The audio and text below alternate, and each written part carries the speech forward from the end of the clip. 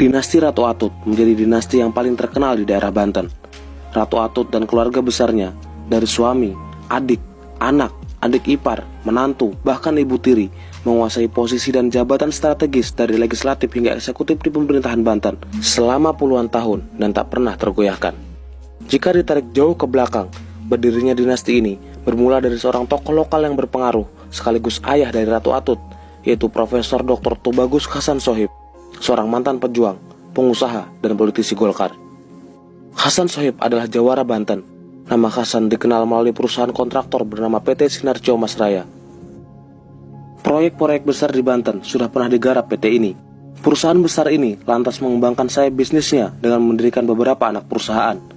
Menurut penelusuran ICW, setidaknya 10 dari 24 perusahaan yang dimiliki klan Atut memenangkan proyek pemerintah Banten senilai 1.148 triliun rupiah dalam kurun waktu 2011-2013. Masuknya Hasan Sohib ke kancah politik serta dominasi dan peran besarnya sebagai tokoh berpengaruh di Banten membuat anak-anaknya mengikuti jejaknya dan menjadi pondasi awal berdirinya dinasti politik di Banten.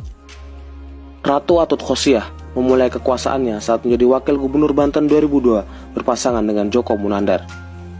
Tahun 2005, Joko Munandar tersandung kasus korupsi APBN dan dinonaktifkan sebagai gubernur. Ratu Atut naik jabatan, menggantikan Joko sebagai gubernur Banten sampai 2007. Pilkada Banten 2006, Ratu Atut maju sebagai calon gubernur berpasangan dengan Muhammad Masduki. Di pilkada itu, dia menang. Tahun 2011, Ratu Atut kembali maju sebagai calon gubernur dan berpasangan dengan Rano Karno, seorang aktor kawakan Indonesia. Dan tanpa kesulitan berarti, keduanya pun menang. Kemenangan berturut-turut ini menjadikan Atut sebagai gubernur Banten 2 periode dan menjadi gubernur wanita pertama di Indonesia. Dalam masa kejayaan Atut inilah, anggota keluarganya mulai dari suami, menantu, adik ipar, hingga anak-anaknya satu persatu maju di pemilihan kepala daerah, DPRD, hingga DPR RI dengan Golkar sebagai kendaraan politiknya. Ini adalah silsilah kekuasaan dinasti Atut Banten. Hasan Sohib, ayah dari Atut, memiliki 4 orang istri. Sumber lain menyebut 6 istri, dan 2 diantaranya pernah menjabat di pemerintahan. Ratna Komalasari pernah menjadi DPRD Kota Serang 2009-2014, dan Heriani, ibu tiri Atut, pernah menjabat Wakil Bupati Pandeglang 2011-2016. Suami Atut, Hikmat Tomet, pernah menjadi anggota DPR RI dan Ketua DPD Golkar Banten.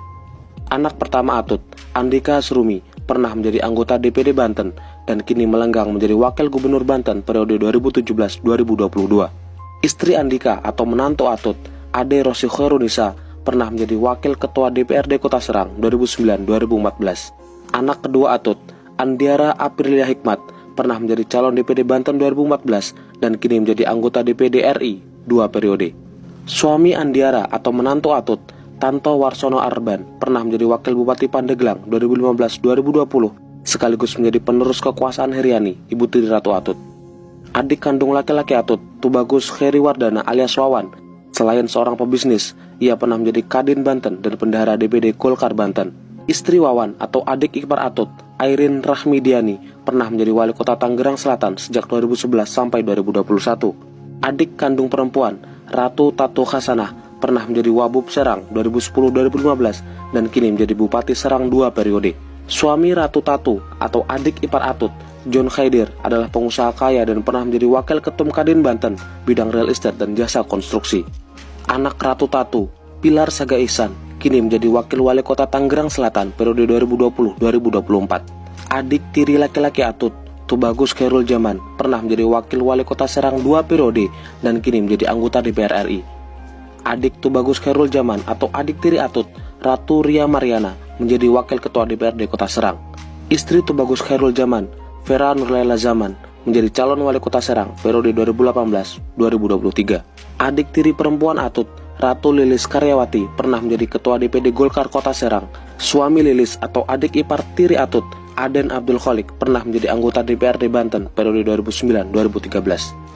Inilah beberapa silsilah klan Atut yang pernah dan masih memegang posisi strategis di Banten. Dominasi dinasti Atut ini masih begitu kuat hingga saat ini dan mungkin akan terus bertahan untuk tahun-tahun yang akan datang. Pada tahun 2013, Ratu Atut dan adiknya, Tubagus Heriwardana alias Wawan, ditangkap KPK atas kasus suap Hakim MK tentang perkara sengketa Pilkada Kabupaten Lebak dan mega korupsi pengadaan alat-alat kesehatan di Provinsi Banten dari tahun 2011 sampai tahun 2013. Wawan divonis 7 tahun penjara, sedangkan Ratu Atut divonis 12 tahun penjara. Adik Ratu Atut, Ratu Lilis Karyawati, juga harus mendekam di penjara selama 8,5 tahun karena terlibat korupsi proyek Sodetan Cibinangan Lebak. John Khaidir, suami dari Ratu Tatu alias adik ipar Atut, juga menjadi tersangka kasus korupsi pembangunan RSUD Balaraja. Assalamualaikum warahmatullahi wabarakatuh. Saya Laisya Ramadanti dengan NIM 22862300070. Yang terhormat kepada Bapak Febrian Alwan, SPD MPD selaku dosen pengampu Sistem Politik Indonesia.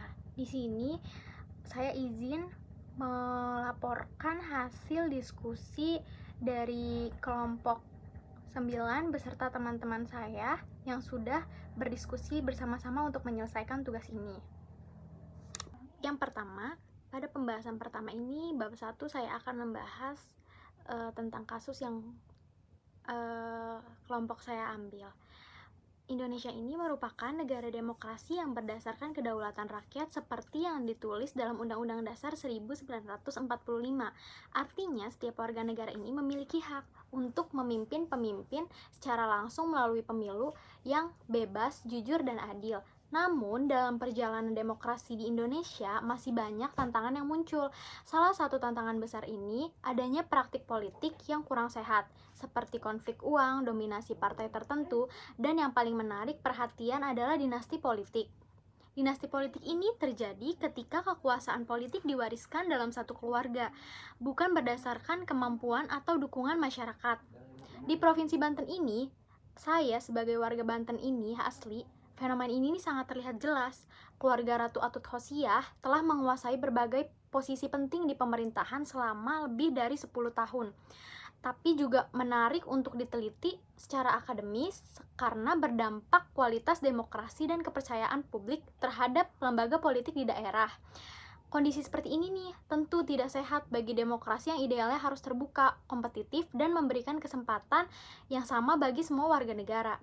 Oleh karena itu, penting untuk memahami sebagaimana saya sebagai mahasiswa di Banten memandang dan menilai praktik dinasti politik ini yang sudah menjadi bagian dari kehidupan politik sehari-hari di daerah Banten ini.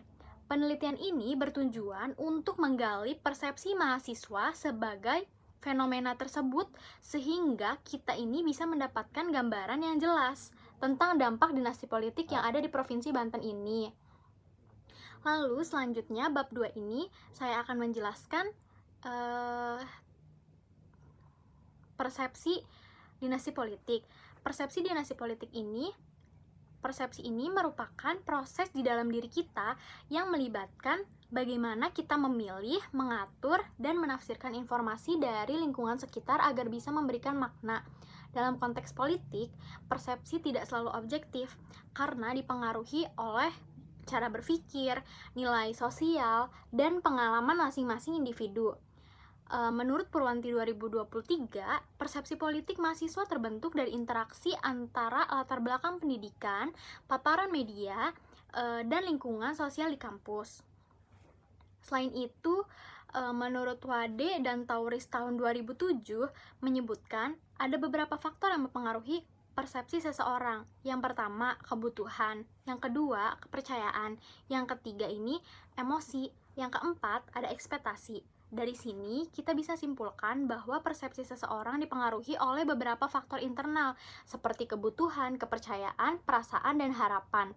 Yang kedua, dinasti politik. Menurut Kamus Besar Bahasa Indonesia, dinasti ini merupakan keturunan raja-raja pemerintahan dan yang berasal dari satu keluarga. Biasanya kekuasaan ini diwariskan turun-temurun, misalnya dari ayah ke anak.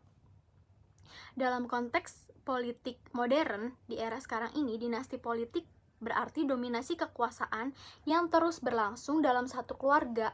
Hal ini tidak hanya soal pewarisan secara biologis, tetapi mencerminkan pengaruh politik, sosial, dan budaya yang diwariskan antar generasi.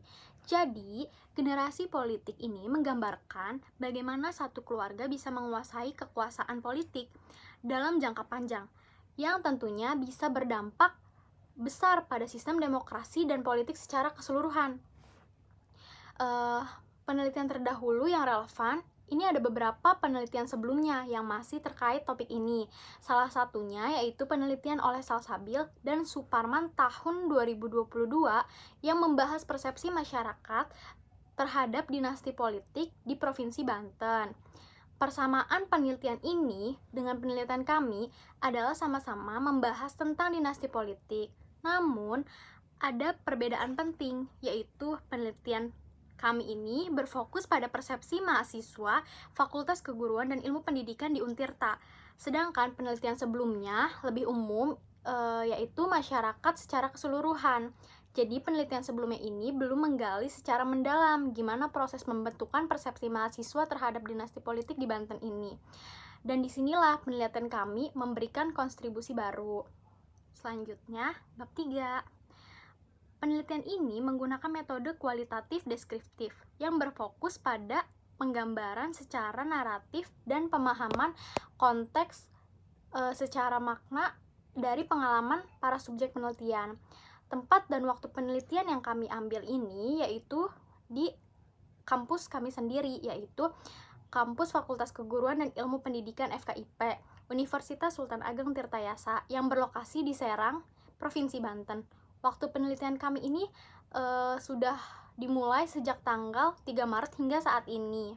Sumber data yang digunakan ini ada data primer, yaitu berasal dari data mahasiswa FKIP Untirta sebagai subjek utama dari penelitian kami ini.